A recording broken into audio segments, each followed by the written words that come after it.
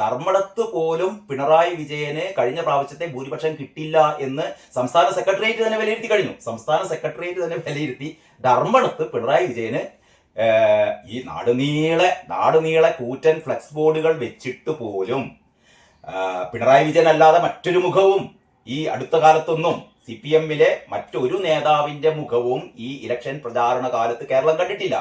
അങ്ങനെയുള്ള ക്യാപ്റ്റൻ ധർമ്മടത്ത് ഒരു വോട്ട് കുറഞ്ഞാൽ പോലും അത് LDF അല്ലെ CPM-ന് വൻ ക്ഷീണമാണ്. പക്ഷെ അവർ ഇപ്പോഴേ സമ്മതിച്ചു, എന്തായാലും വോട്ട് കുറയുന്ന ഇപ്പോഴേ സമ്മതിച്ചു. അപ്പൊ ഞാൻ പറഞ്ഞുകൊണ്ട് വരുന്നത്, ബേപ്പൂരിൽ എന്താണ് സംഭവിക്കാൻ പോകുന്നത്?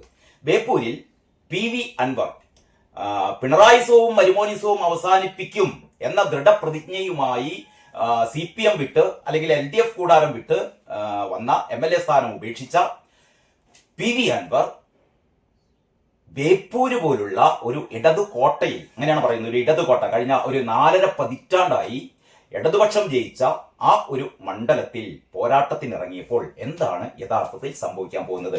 മാതൃഭൂമിയും മനോരമയും എന്താണ് പറയുന്നത് എന്നും അത് കഴിഞ്ഞിട്ട് വോട്ടിന്റെ, അതായത് എനിക്ക് തോന്നുന്നു ഇപ്രാവശ്യം ഒരു 20,000-ലേറെ വോട്ടുകൾ, 20,000-ലേറെ വോട്ടുകൾ കഴിഞ്ഞ തവണത്തേക്കാൾ ബേപ്പൂരിൽ കഴിഞ്ഞ 2021 വോട്ട് ചെയ്തവരെക്കാൾ 2026 20,000-ൽ കൂടുതൽ ആൾക്കാർ കൂടുതൽ വോട്ട് ചെയ്തിട്ടുണ്ട്. നമ്മുടെ നവാഗത വോട്ടർമാർ. അപ്പൊ നവാഗത വോട്ടർമാരുടെ 20,000-ൽ കൂടുതൽ വോട്ടുകൾ അവിടെയുണ്ട് കേട്ടോ. മറ്റൊന്ന് 28,747 ആണ് എന്നാണ് എൻ്റെ ഓർമ്മ. 28,747 റിയാസിന് കഴിഞ്ഞ പ്രാവശ്യം ഉണ്ടായിരുന്ന ഭൂരിപക്ഷം. അപ്പൊ അൻവർ ബേപ്പൂരിൽ ജയിക്കണമെങ്കിൽ ആ 28,000+ വോട്ടുകൾ മറികടക്കണം. ഈ മറികടക്കാൻ അൻവറിനെ സഹായിക്കുന്ന ഒരു പ്രധാന ഘടകം എനിക്ക് തോന്നുന്നു ബേപ്പൂരിൽ കനത്ത പോളിംഗ് ആയിരുന്നു. കനത്ത പോളിംഗ്. ഈ കനത്ത പോളിംഗിന്റെ ഫലമായിട്ട് ഈ 20,000+ പുതിയ ആൾക്കാർ, ഈ പുതിയ ആൾക്കാരുടെ വോട്ട് എങ്ങോട്ടേക്കാണ് പോവുക? അത് അൻവറിലേക്ക് എത്ര ശതമാനം പോകും? റിയാസിന് എത്ര പോകും? പ്രകാശ് ബാബുവിന് എത്ര പോകും?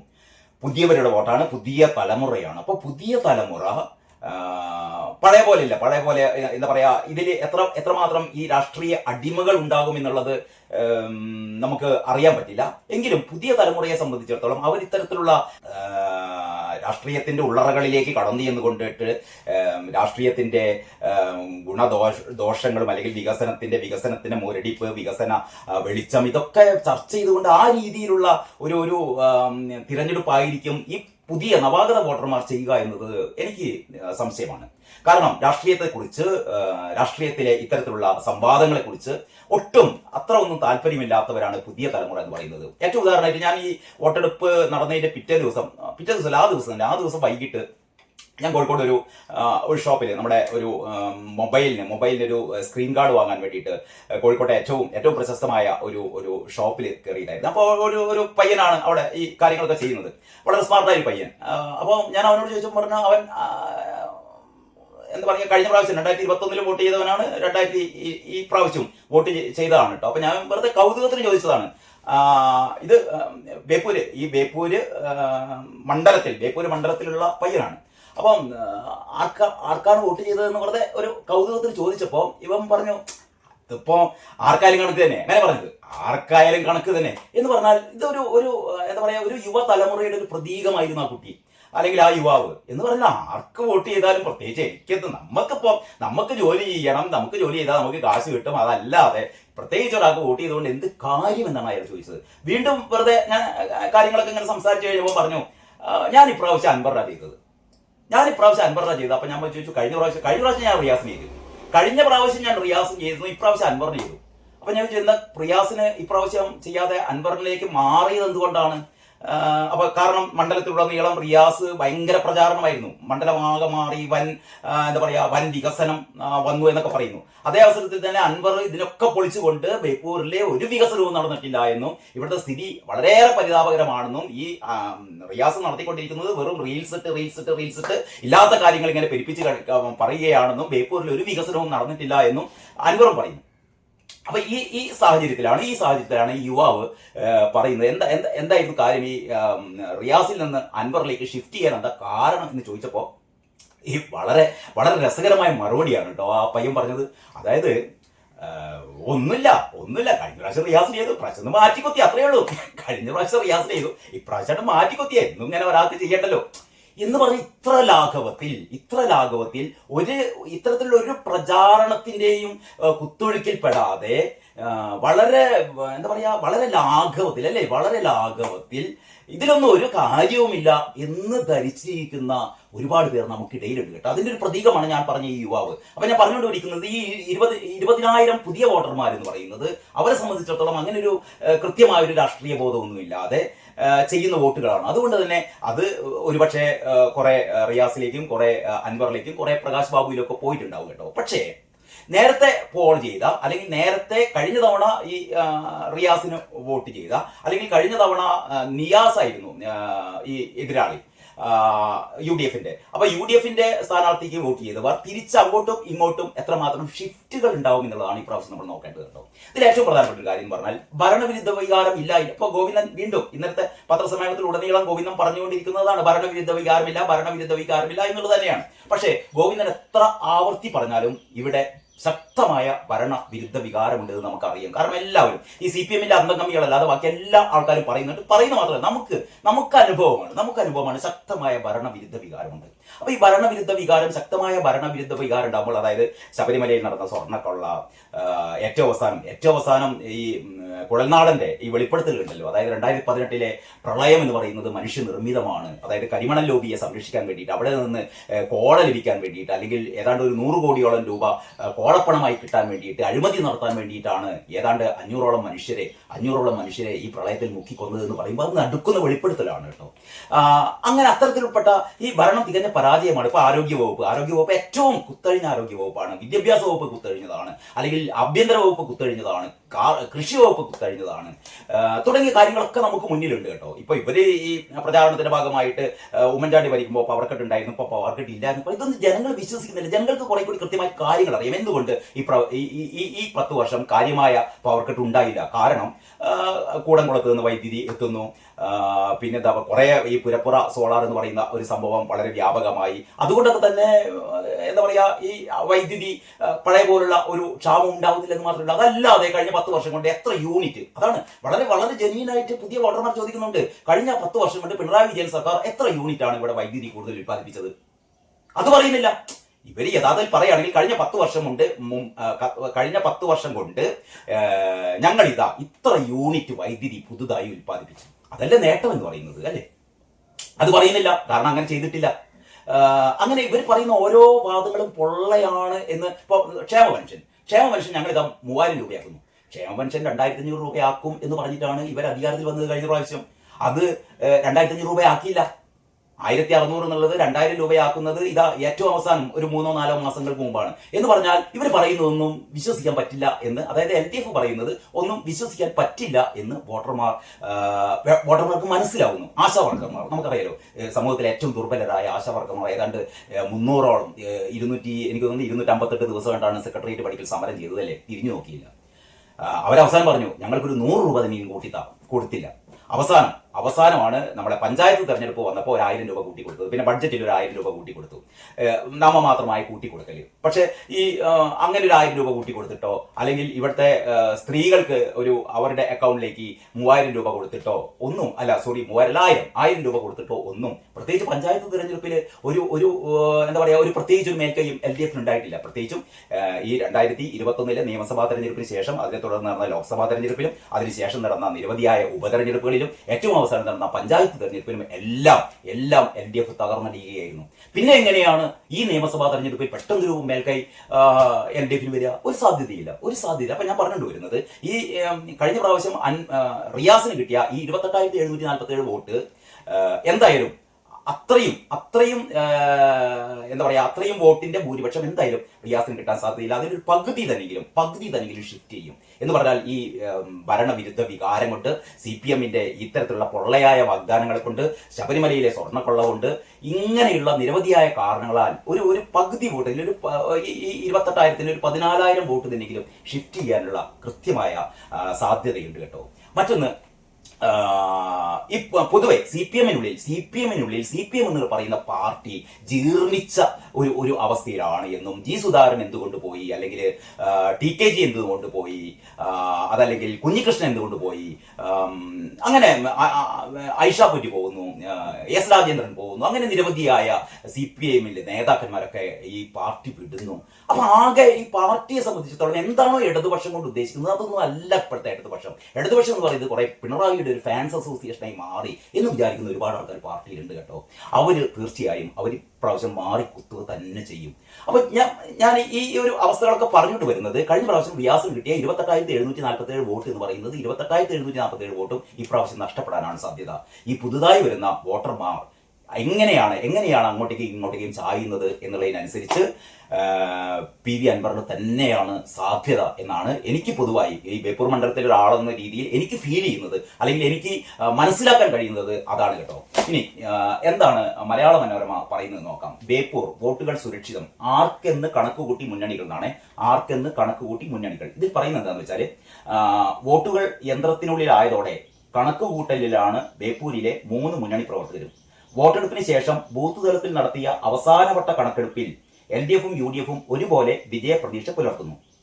ഇരു മുന്നണികളെയും അത്ഭുതപ്പെടുത്തുന്ന ചരിത്ര മുന്നേറ്റം നടത്തുമെന്നാണ് NDA ക്യാമ്പിലെ വിലയിരുത്തൽ.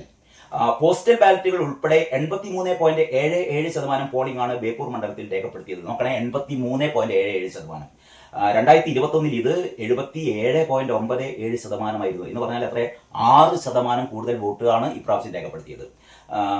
ഇത്തവണ ആകെ 2,18,558 വോട്ടർമാരിൽ 1,83,094 പേർ സമ്മതിദാനാവകാശം വിനിയോഗിച്ചതായാണ് തിരഞ്ഞെടുപ്പ് കമ്മീഷന്റെ കണക്ക്. ഇതിൽ 85,311 പുരുഷന്മാരും 97,553 സ്ത്രീകളും 2 ട്രാൻസ്ജെൻഡറുകളുമാണ് വോട്ടെടുപ്പിൽ പങ്കാളികളായത്. 198 തപാൽ വോട്ടുകളുമുണ്ട്. എന്ന് പറഞ്ഞാൽ പുരുഷന്മാരെക്കാൾ 12,000 സ്ത്രീകൾ. ഇപ്പൊ അൻവർ മത്സരിക്കുന്നതിന്റെ മുന്നേ പലപ്പോഴും ബേപ്പൂർ മണ്ഡലത്തിൽ മത്സരിച്ചത് അൻവറിനോളം ശക്തമായ സ്ഥാനാർത്ഥികളല്ലായിരുന്നു കേട്ടോ.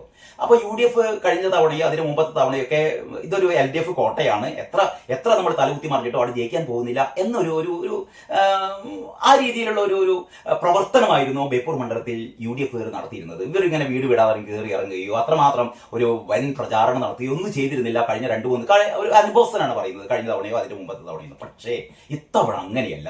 ഇത്തവണ വളരെ കാര്യമായ ഒരു എന്താ പറയാ പ്രചാരണമാണ് നടത്തിയത്. പ്രത്യേകിച്ചും ഈ അൻവർ അത്രമാത്രം യഥാർത്ഥത്തിൽ ഇലക്ഷൻ പ്രഖ്യാപിക്കുന്നതിന്റെ എനിക്ക് തോന്നുന്നു 4-5 മാസം മുമ്പ് തന്നെ അൻവർ ബേപ്പൂരിലുണ്ട്.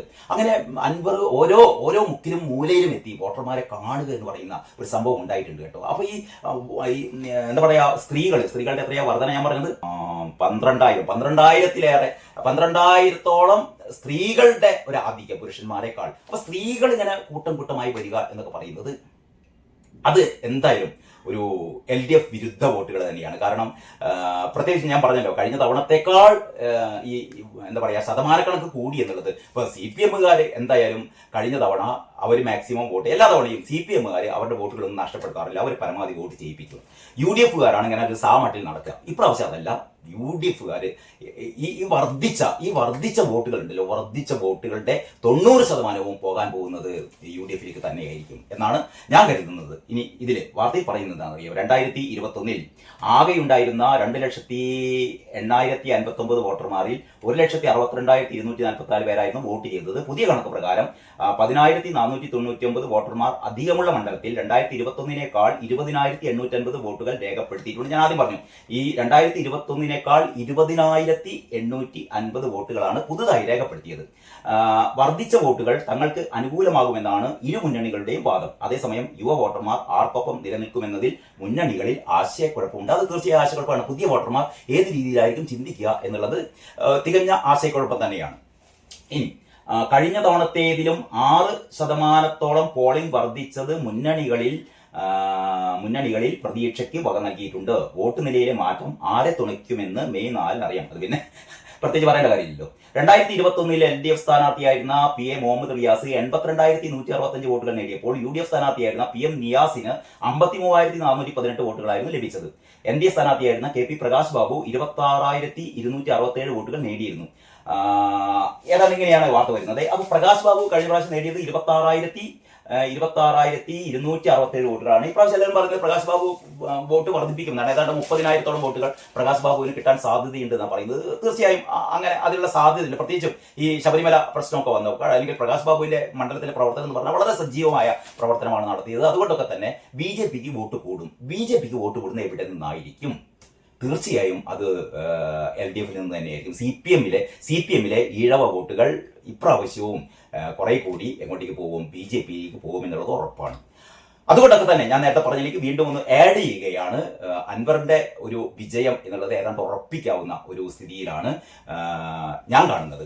ഇനി മാതൃഭൂമി ചോദിക്കുന്നത് തകരുമോ ഇടതുകോട്ട എന്നാണ്. തകരുമോ ഇടതുകോട്ട?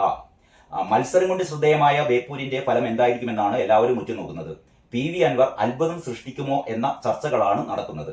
ബേപ്പൂരിൽ പോളിംഗ് ശതമാനം വലിയ രീതിയിൽ കൂടിയെങ്കിലും അത്ര എളുപ്പമല്ല ഇടതുകോട്ട തകർക്കൽ. ശരിയാണ്, അത്ര എളുപ്പമല്ല ഇടതുകോട്ട തകർക്കൽ.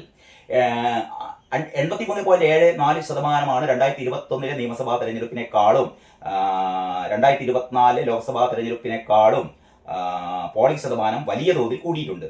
കടുപ്പമുള്ള ത്രികോണ മത്സരമാണ് ബേപ്പൂരിൽ നടന്നത് എന്നതിന്റെ സൂചനയാണിത്. പക്ഷേ LDF സ്ഥാനാർത്ഥി PM മുഹമ്മദ് റിയാസിനെ കീഴടക്കി ബേപ്പൂരിന്റെ ഇടതുകോട്ട പൊളിക്കാൻ UDF സ്ഥാനാർത്ഥി PV അൻവറിന് അത്ര എളുപ്പമാവില്ല.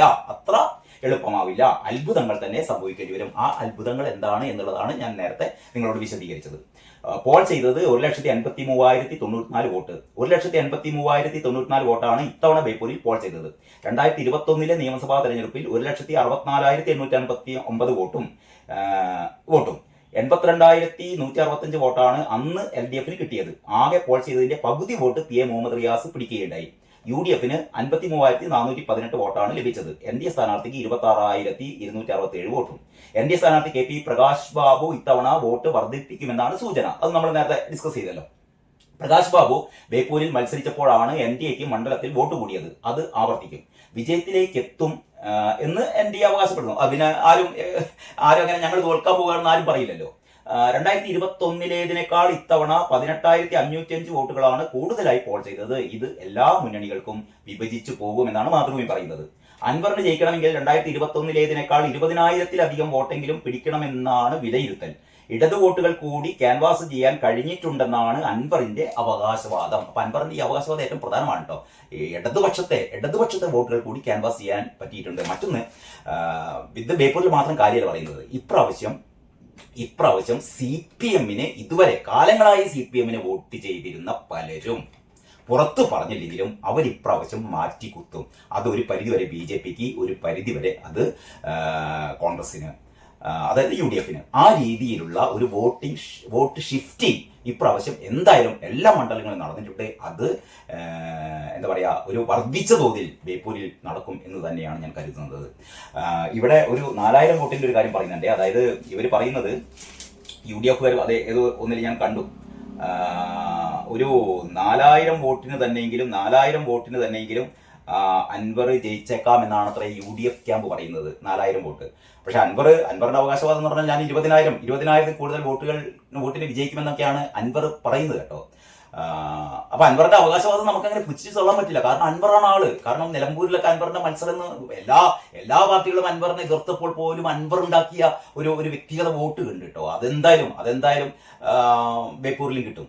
അപ്പം ഇന്ന് ഞാൻ രണ്ട് പത്രങ്ങളും മനോരമയും മാതൃഭൂമിയും ഈ കാര്യം ഒന്ന് അവരുടെ ഒരു അവരുടെ ഒരു നിലപാട് അല്ലെങ്കിൽ അവരെങ്ങനെയാണ് ഇതിനെ നോക്കി കാണുന്നത് എന്നതിനൊപ്പം തന്നെ ഞാൻ എൻ്റെ ഒരു നിഗമനം കൂടി കൂട്ടിച്ചേർത്തുകൊണ്ടാണ് ഈ വീഡിയോ തയ്യാറാക്കിയത്. അപ്പം ഞാൻ എൻ്റെ ഒരു നേരത്തെ തന്നെ 1-2 വീഡിയോകൾ ഞാൻ പറഞ്ഞത് എന്തായാലും അൻവറിന് ഒരു 20,000 വോട്ടിന്റെ ഭൂരിപക്ഷം കിട്ടുമെന്നാണ് ഞാൻ നേരത്തെ, അതായത് ഈ വോട്ടെടുപ്പിന് മുമ്പ് 1-2 ഈ വീഡിയോകളിൽ ഞാൻ പറഞ്ഞിരുന്നത്. ഇപ്പോൾ ഈ ഒരു പുതിയ അല്ലെങ്കിൽ ഈ വോട്ടിംഗ് ശതമാനമൊക്കെ വന്നതുകൊണ്ട് എൻ്റെ ഒരു നിഗമനം എന്ന് പറഞ്ഞു കഴിഞ്ഞാൽ കൃത്യമായി എത്ര വോട്ട് എന്ന് ഞാൻ പറയുന്നില്ല. എന്തായാലും ഇവിടെ വിജയസാധ്യത അൻവറിന് തന്നെയാണ്. അത് UDF ക്യാമ്പ് പറയുന്നു 4,000+ വോട്ടിന് അൻവർ ജയിക്കാൻ സാധ്യതയുണ്ട്. അൻവർ പറയുന്നു അതല്ല 20,000+ വോട്ടിന് താൻ ജയിക്കുമെന്ന് അൻവർ പറയുന്നു. ഏതായാലും ഇതിന്റെ ഇടയിൽ ഒരു 4,000-നും 20,000-നും ഇടയിൽ ഒരു സംഖ്യ നിങ്ങൾ ഉറപ്പിച്ചോ, അത്രയും വോട്ടുകൾക്ക് അൻവർ ബേപ്പൂർ മണ്ഡലത്തിൽ നിന്നും ജയിക്കും. കാരണം മരുമോനിസം അവസാനിപ്പിക്കേണ്ടത് അൻവറിന്റെ മാത്രം ലക്ഷ്യമല്ല. ഇത് മണ്ഡലത്തിൽ ഒരുപാട് ആൾക്കാരുടെ സ്വപ്നമാണ്, ഒരുപാട് ആൾക്കാരുടെ ദൃഢനിശ്ചയമാണ്. ഈ തെരഞ്ഞെടുപ്പിൽ മരുമോനിസം ഞങ്ങൾ അവസാനിപ്പിക്കുമെന്നുള്ളത്. ബാക്കി വിശേഷങ്ങൾ നമുക്ക് അടുത്ത വീഡിയോയിൽ ചർച്ച ചെയ്യാം. അതുവരെ എല്ലാവർക്കും നന്ദി, നമസ്കാരം.